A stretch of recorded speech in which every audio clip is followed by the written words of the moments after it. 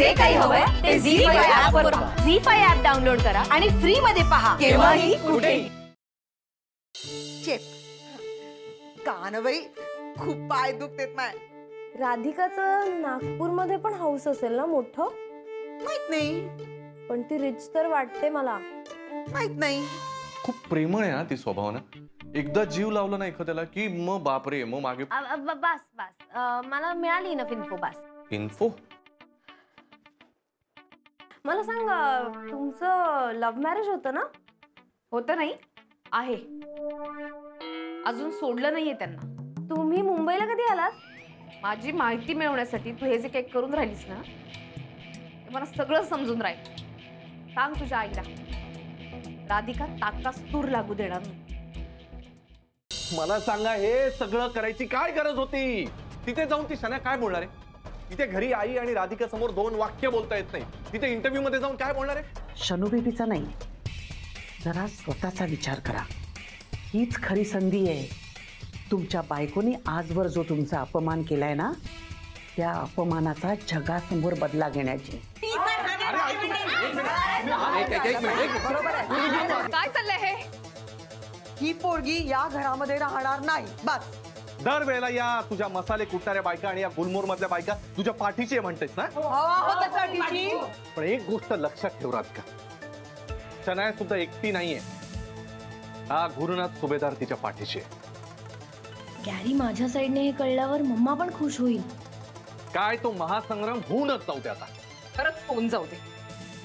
ते बघूया ना, बघूया कोण जिंकतंय, तुम्ही का मी.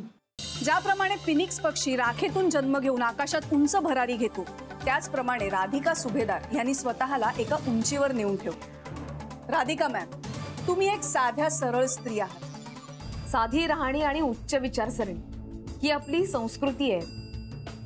मी तशीच राहते.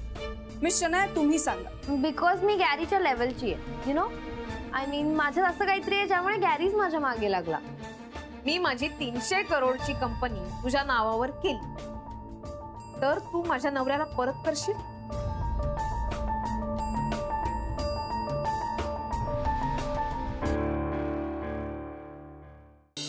अगं तुला माहितीये का गॅरीने पैसे जमवलेत. हो, त्याला अथर्वला नवीन टॅब घेऊन द्यायचा ना. बघते आता मी यांना.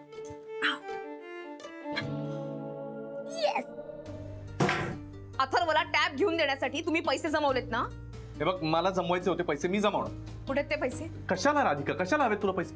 तुम्ही मला निम्मा खर्च देणार होता तो आता द्या. अथर्वसाठी तुम्ही टॅब आणणार नाही आहात. हे पैसे पैसे नुसते हे घे पैसे. या सगळ्यात तर माझाच फायदा झाला. मम्मा म्हटली होती अगदी तसाच. नाही झालं.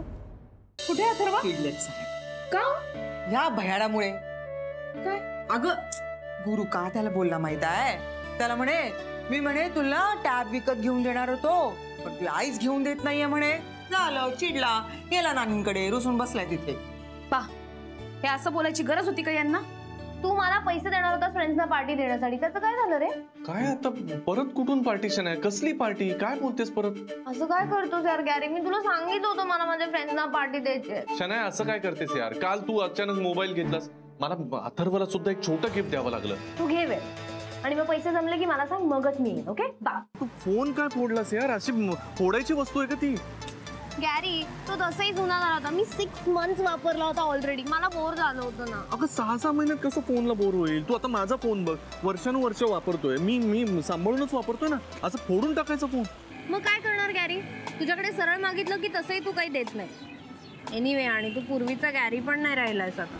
बच्चा यार असं नाहीये, तू काहीतरीच काय बोलते.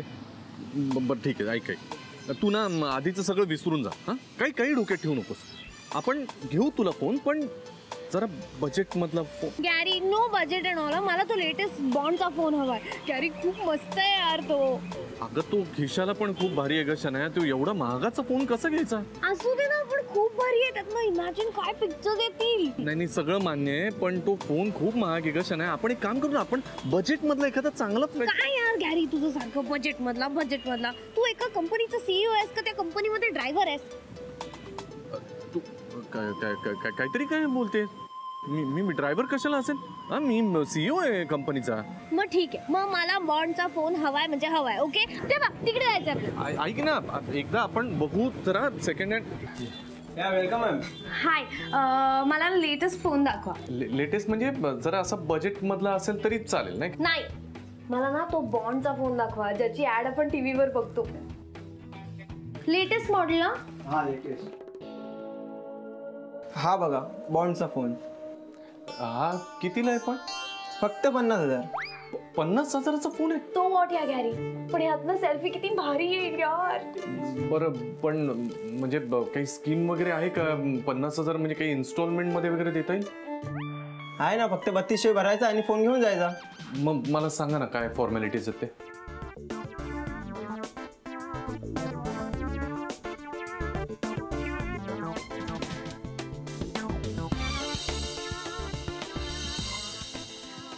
गॅरी एक मिनिट. काय? हे बघ, आता तुम्हाला हा फोन वगैरे घेऊन दिलायस तर सगळं ठीक आहे, पण माझ्या फ्रेंड्सना मात्र मी पार्टी देणार आहे आणि त्यासाठी जर तू पैसे दिले नाहीस तर मी बोलणार नाही हा तुझ्याशी. हो शनाया, तू की अथर्व लहान आहे मला काहीच कळत नाही. देणार बाई, तुझ्या त्या फ्रेंड्सना पण पार्टी करायला पैसे देईन. पण अरे या सगळ्या नादामध्ये अथर्वला गिफ्ट घ्यायचं राहिलं ना. पण आपण आधी पिझ्झा खाणार होतो ना, मला भूक लागली आहे यार. का अजून पिझ्झा खायचं? शनाया अगं, या फोन मध्ये बरेच पैसे गेलेत ग. म्हणजे हे बघ, 3200 इकडे दिलेत, म्हणजे आता हार्डली जेमतेम माझ्याकडे 800 रुपये उरलेत. अथर्वला खरं तर टॅब द्यायचा होता, पण मग काही नाही तर एखादं छोटंसं गिफ्ट तरी त्याला घेऊ ग. अरे यार, ती गुड फॉर नथिंग देईल ना त्याला टॅब. तो तिचा मुलगा आहे तसंही. हे शनाया काय बोलतेस, तो माझाही मुलगा आहे ना. गॅरी, मी तुला आधीच ऑन केला होता. एक तर तू त्याचा विचार कर, नाही तर माझा विचार कर. शनाया असं नाही, मी तुझा विचार करतोच, पण तो मुलगा आहे ग माझा, त्याचा वाढदिवस आहे. मला तुझं हेच आवडत नाही. तुला मी इम्पॉर्टंटच नाहीये का? अगं असं नाहीये, तू इम्पॉर्टंट आहे म्हणून तर तुझ्यासाठी फोन घेतला ना. बच्चा पण त्याचा बर्थडे, त्याला एक छोटस टॉय घेऊया, एकदम छोटस काहीतरी. हा प्लीज. पण वनच. बरं, वनच टॉय. पण चल ना आपण आधी शोधूया ते. हा चल, शाबास, गुड बच्चा. या पहा, आत्ता आल्या झेंडे लावून गावभर. ही रोज उंडराल. आज माहिती काय केलं तिने? तू गेल्या बरोबर ही गेलीये बाहेर. जरी बरीच झाली तुझी. चल काम कर, चल कामाला बस. तुला माहितीये मला किती किलो भाजी कापायला लावली? हो आता शनाया, आपल्याला माहितीये ना, थोडे दिवस सहन करावं लागणार आहे. तू पैसे आणलेस? मी आलो इथे, मला अजून फ्रेशही होऊ नाही दिलं, आणि पाणी तर लांबचीच गोष्ट, तुम्ही डायरेक्ट सुरूच होता लगेच. 2 मिनिटं तरी द्या ना. म्हणजे गॅरीकडे पैसे आहेत. माधवा, आज हे घरात नाहीत, पावसात माझ्या सोने घेऊन ये. आणते.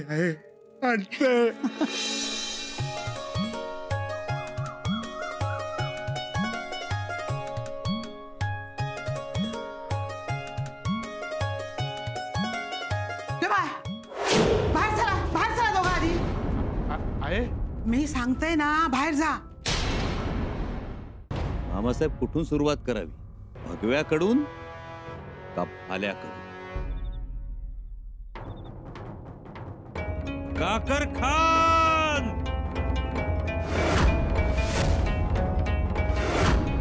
हमारे शानो शौकत का शहर लूट लिया और आपने कुछ नहीं कहा. संभा को उसके किए की सजा मिलनी ही सजा मिलेगी, जरूर मिलेगी. बुरहानपुर का खजाना रायगढ़ पहुंच जाएगा, लेकिन संभा रायगढ़ जिंदा नहीं पहुंचेगा. सदा मी तुम्हाला जेवायला वाटते. नको ईशा, मला भूक नाही. काय? मला साईसाहेबांनी बक्षीस दिलं. इकडे दे. सर, ते इकडे दे.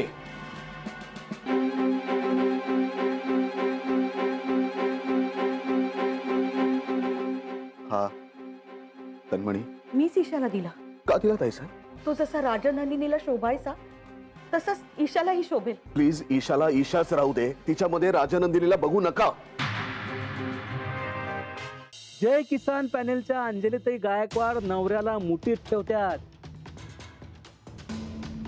तसं तुम्हा सगळ्यासनी बी मुठीत ठेवल. जरा नीट विचार करा.